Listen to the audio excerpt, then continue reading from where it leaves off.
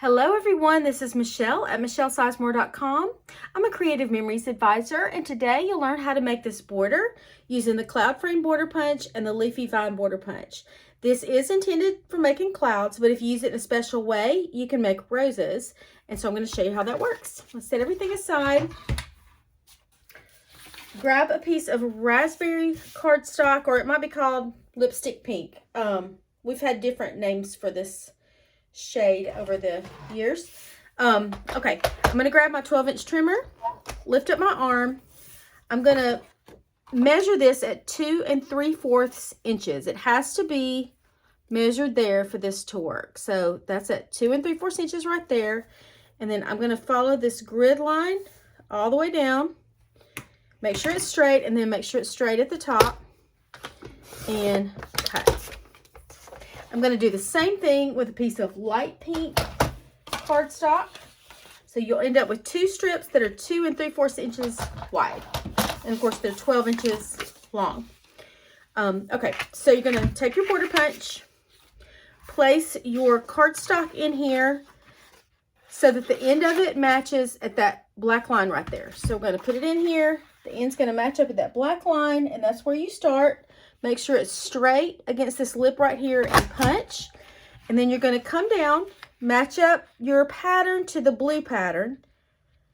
They should match up exactly right so that you don't see any of the blue part of that pattern sticking out. Make sure it's straight right here.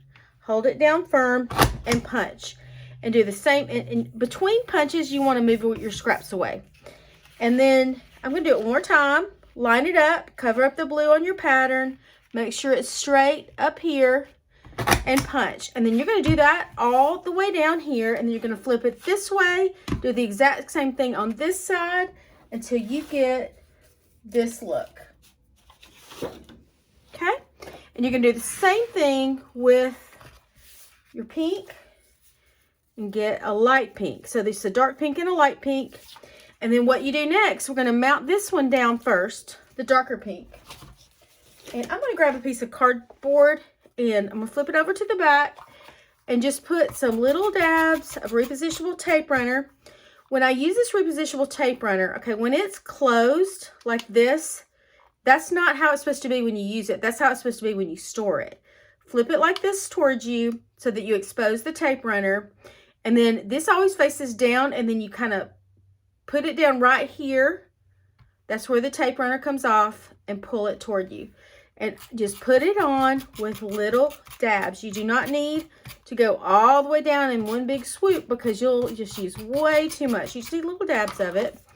And the reason I do it on this cardboard is because it comes out in clear dots, and it only sticks to where it needs to stick on your paper that you cut out. But the excess goes off on what's behind it. So you don't want that to happen to your table. So it's good to put something else underneath it. And then when you flip it over, you don't see anything sticking out. If you were to use our regular tape runner, it comes out in little white strips, and it would poke through these little intricate pieces and show, and then you'd have to mess with it. It's just kind of a pain. You could use a glue pen, and that would be fine, except it does get wet and messy in my personal opinion. So I don't really love that. I like to use Repositionable Tape Runner on all my crafting, really. So then you're going to mount it. You know, if you could put this at the top of a page or the bottom of a page or on a side of a page. For now, I'm just going to put it in the middle just for teaching purposes. Okay, and you're going to rub it gently so that any little clear dots that are kind of showing will come off. And honestly, y'all, I didn't think about this before, but I would kind of round off the corners of this to give it this finished look like that. But I'm not going to do that just because it'll take time.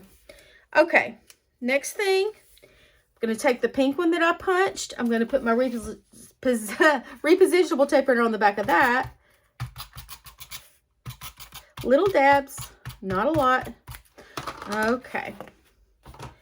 Now, this, you want to make sure that these are facing the right direction. And this is the direction you want to, because it wants to be cut, it needs to be cut exactly like the other one, where all these little curvies are facing the same way. What I want to do is place this on top but I want to offset it just a tiny little bit so that it kind of has the look. I'm going to go this way. It kind of, yeah, there we go. That's better. It kind of has the look of a shadow, just a little bit of a dark pink shadow behind it to give it the look of some dimension. And I just want a little bit of that dark pink to show. So like, you know, about this much. And I'm just going to kind of follow it as I go down and stick it down. Okay, so I like that. And then what I need to do is to get my leaves. So I'm gonna set this aside and take my Leafy Vine Border Punch and some green cardstock. Now I need to get a straight edge on this. One long straight edge because I want a 12-inch border of this. So I'm just going to put this in here. And my blade is going to come down right here on this left-hand side dotted line. So I want to cut on the outside of this so that I get a good, clean, straight edge. And let me show you a little trick. This little clear thing right here, it has a little black line on it. I don't know if you can see that very well on the video, but it does have a black line, and I can see it very well from where I'm standing. And see, these are the cutout pieces. I want to make sure I'm cutting past those cutout pieces, but I don't want to waste my paper. So I'm just going to look and make sure it's going to cut at the right spot. And it looks like I do need to move it over just a little bit, just a tiny little bit. There we go. Make sure it's straight at the top. And there we go. See how close that cut? I was able to cut that close because I used that little measuring line to see it, you know, all the way up and down. Okay. Now I'm going to set this aside. So I just needed one good straight edge. I don't care what this edge looks like. And I'm going to put this in here. I'm going to use this the same way I did the cloud frame, where you match it up to the black line right there to get started. Make sure it's straight up here and punch. Bring it down. I'm going to move it just so you can see it better. You want this pattern to completely cover up the blue part, and it does. And then make sure it's straight here. Just double check things a little bit. And punch. I'm punching with my dominant hand, and then bring it down, match it up, and do that all the way down until you get 12 inches of that. And I've already cut several pieces of this. It doesn't have to, I originally cut a 12-inch border, but I've been messing with it, so I've got it in little pieces, and that's fine because I do cut this apart for this. Now, let me show you this. I tried at first to cut a whole line of this and just mount it and then put the roses over, but it didn't work very well because then I could see the green between all these little intricate cutouts, and then it looked all messy. So I wanted to position my green leaves so that they're not behind these little open spaces, so they look like they're just sticking out, and then it looks like all you see in the middle of that is the white and then the shadow of the dark pink. Okay, so and I'll be honest, I did not position this perfect. Look at this one. This one is the way I really like it. And pretend this one looks that good. I just didn't take my time with it because I'm doing a video, but you get the idea, I hope. So I'm going to cut one of these so it's 3 pieces. So I'm just going to cut around this leaf. Okay, so I've got like 3 pieces, and see, and I'm probably going to have to cut that stem off a little bit. And what I'm going to do is put a little bit of this repositionable tape runner on the back. The sticky part's on my finger. And then that's like this one. This one was 3 pieces. So I'm going to pull this up a little bit.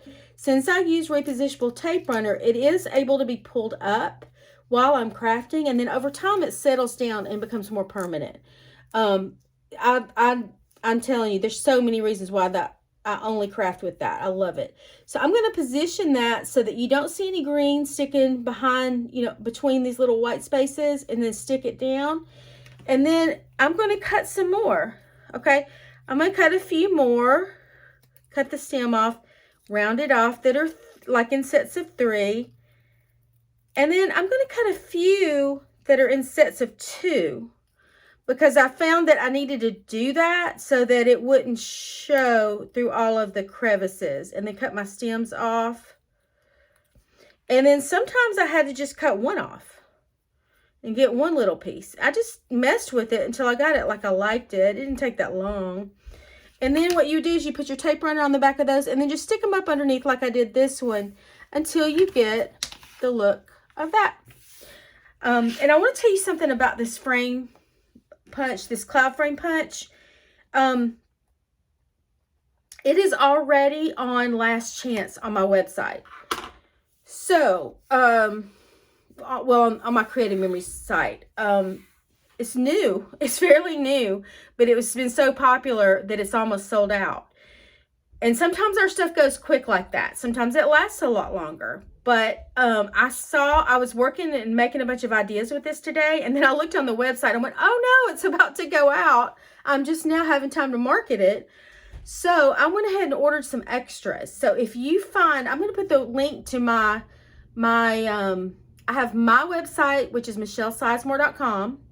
And on there, it has a link to take you to my Creative Memories website. So, and I'll also put my Creative Memories website. It'll be in the description below.